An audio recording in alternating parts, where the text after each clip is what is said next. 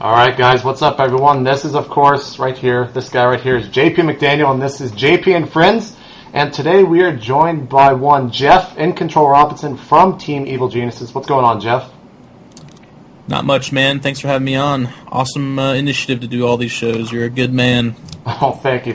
I will continue trying. So, this is your first time actually watching JP and Friends. Basically, all JP and Friends is we cast a couple games with the person on. I did one episode with EG.IdrA. You can check that out on my YouTube channel at youtube.com/channel/itmejptv. And then if they coach, like EG.IdrA and, of course, Geoff coaches as well, they do a little coaching session with me, and we'll get into that a little bit later. But first, let's go ahead and look at this game between Geoff and his teammate, one EG machine. So, Geoff, do you have the replay loaded? Are you ready to begin? I am. All right, so let's go ahead and start this in 3, 2, 1, play. All right, so we are on Lost Temple here. Geoff spawning as the red Protoss at the 12 o'clock position, and his opponent and teammate, EG Machine, spawning as the pink Zerg. Doesn't he always choose pink? He does. Yeah, so pink Zerg here at the 6 o'clock position. Now, was this just a friendly game between the two of you, or how did this really work? EG does training sessions amongst the team 3 nights a week, and this is one of those games, basically.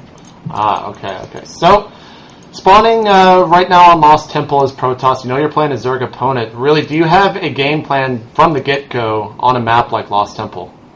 Always got a game plan, JP. Always with the planning and the gaming. On Lost Temple in particular, you don't necessarily curtail. I mean, when I say you don't, I mean typically. There's not a whole lot of gimmick to this map. Things to take into consideration, like close positions are awfully close, but that's pretty much true with every map except perhaps Shakira's. So for the most part, I'm just kind of making sure, okay, we're not close positions, and then I'm just going to go into my 3-gate expand standard cookie-cutter build. All right. Now, playing against Machine, as you probably watch his games quite a lot and play with him quite a lot, do you have any special game plan for him, or do you take every opponent pretty much the same way? No, absolutely. When you kind of play against the same people enough, either in ladders, clan wars tournaments, or in this case with your own team, you start to find out tendencies about them. And obviously, in a competitive game like this, we'll take any advantage we can. So with Machine, I know he's extremely conservative. I know he's very much so macro-based. Right here, he traps my probe, the little bitch. And, I don't have to worry too much about high aggression from him. He's going to be the kind of guy who will take 8 expansions if he can and then fight me. But that said, one of the criticisms we all have for him internally amongst EG guys, and we're trying to get him to change, is to add that unpredictability so that he can be a harder opponent. So he does spice it in there a few times, but for the most part, I kind of look at these games as like, okay, we're just going to have a macro game. Now, when talking with EdRA the other day, when we had him on the show, one of the things that he was really, really always talking about in the ZVP matchup is that Protoss should always try to block this hatchery with a pylon. It really sets the Zerg back. Of course, your probe ended up dying there, but had it not, is that what your probe was attempting to do? Yeah, absolutely. And actually, I saw that he was doing a gasless opening, and I was thinking about, even in the practice session, just training on 4-gating a really strong mechanic Zerg.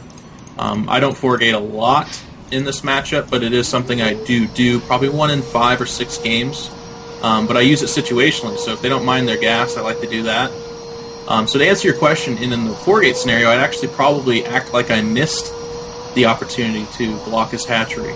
But because he picked off that probe, and I really like that probe to make the proxy pylon near his base, I decided to abandon it, but also we're cross positions on the map.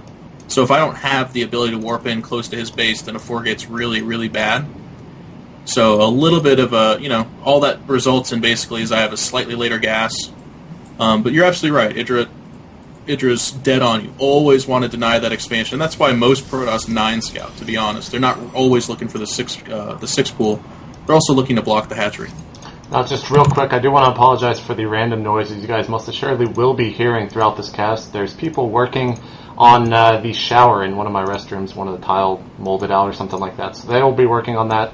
Throughout this, you're going to hear vacuums, probably them yelling at each other and doing whatever they're doing in there. I don't really have a clue. So getting back to the game, one of the other things, too, you mentioned the fact that 3-gate and also 4-gate is pretty common, or it's something that you like to do a lot. I know that Artosis and Tasteless, two friends of yours and also of mine over at the GSL, were saying that 4-gate is really one of the top-tier builds that's super, super easy to do as Protoss.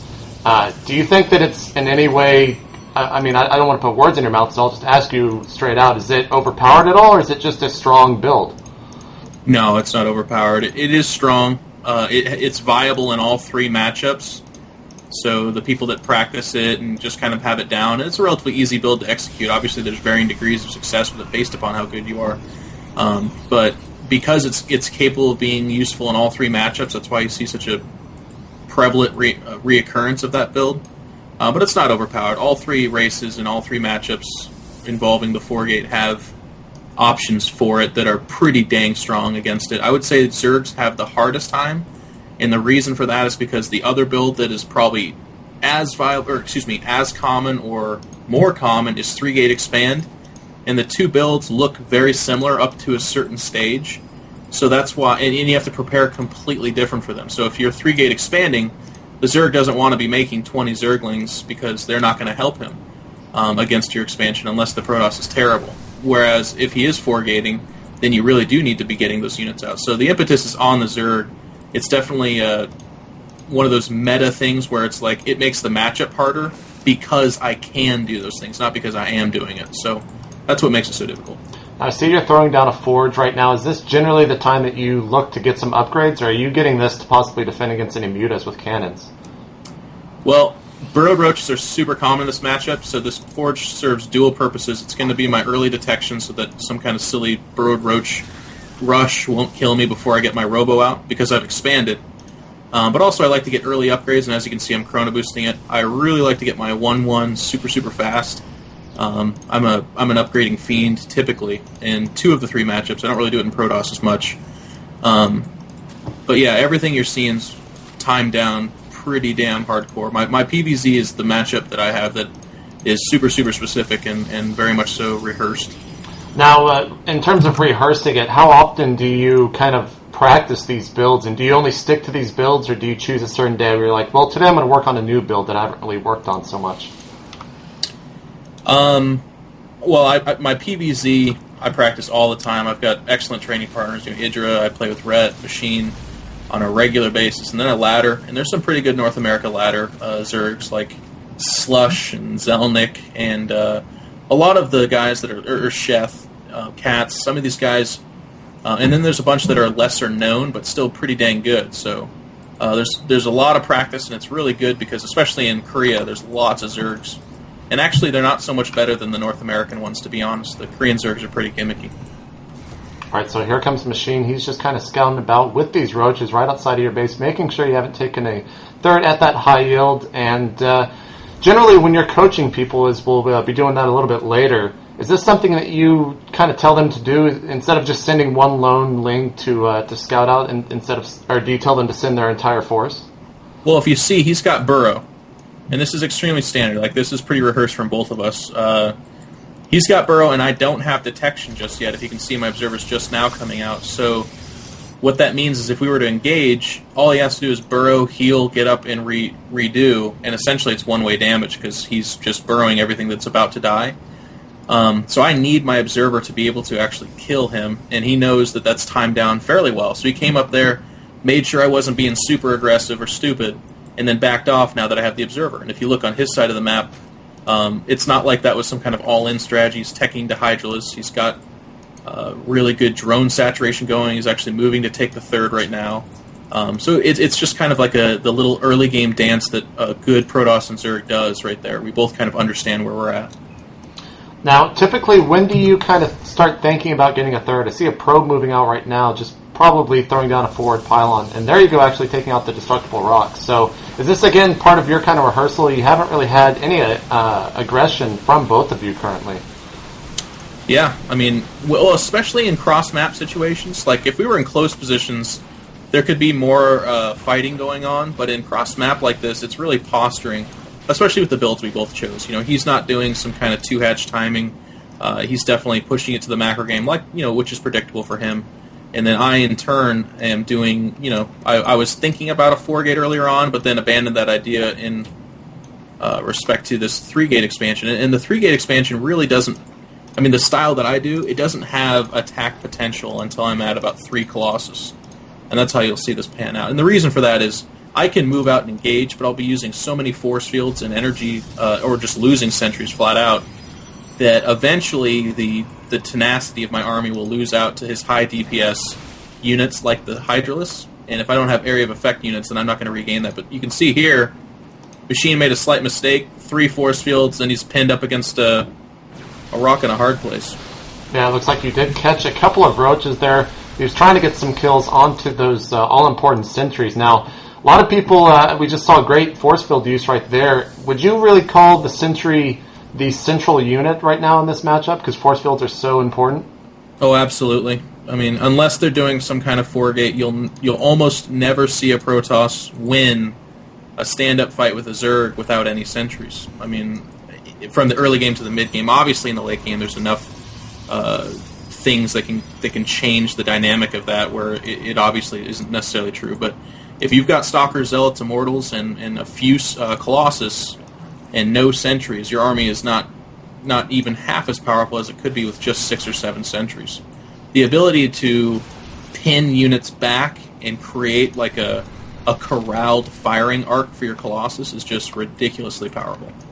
A lot of people tend to always say that Hydralisk units Hydralisk just counter gateway units so much, and you've got some Colossus right now, but what do you feel about the Hydralisk unit in this matchup? Do you think it's good where it is right now, or is it a little bit maybe too good against gateway units, or what are your thoughts? I think they could stand to get like a slightly increased speed, like a buff to their speed. I feel like off creep, it's a little unnecessary how vulnerable they are. And then even on creep, they're pretty quick, but they're not like, I don't know, I feel like just a slight increase to their speed would help them out, because I think the Hydralisk is a pretty good unit, but it's so incredibly vulnerable to anything that does extra damage to light units, or anything that has area of effect damage like Psionic Storm or the Colossus. And yeah, they do chew up gateway units pretty dang good. That's why they can't take too big of a buff, because then this matchup would become very one-dimensional, and it would just be very much so rushing to Hydras before they get Colossus out, which would be pretty boring. But I could see them getting a speed increase. And we can see we're actually massing up for a big fight here. And this is where those force fields dictate again. So Machine's only got 2 Corruptors out, and he sees I've got 3 Colossus. So very wisely he backed off. But I would say the mistake there was he engaged at all. Now you can see the Corruptors joining in. So had he waited just, 6-7 more seconds, he would have had his Corruptor force together. But I think he might have been freeing up supply, because if you look, he's actually maxed. Yeah, he maxed very, very quickly on simply ground units right now. Looks like you're reading him perfectly, going to this other side of this little square in the middle of the map. Here comes the two of you engaging some decent force fields. They're kind of blocking his Hydras from getting in range of attacking too many of your units. You have some Corruptors taking out some Colossus there. You only had 2, I believe, in that mix. Now, I see some Chainlings dropping behind that. That's probably the best possible time I've ever seen a Zerg drop Changelings there, because you're really not going to notice that unless he just leaves them there the entire time. But you had some pretty good, position there with your forces. Generally, when you have a force like this, what is kind of the go-to placement that you want your army to look like? You want it up against walls or in tight corridors so that it takes fewer force fields to do more blocking. And that's what I was fighting for in those angles there. We kind of did a little, exchange of positionings, and he's actually moving in. So he's getting a little overeager because he's maxed, he's banking money, he's not sure what to do. And here he's moving up with a Roach Corruptor force, but he doesn't have enough Corruptors. If you can see, the force fields keep his army back, and then with only 5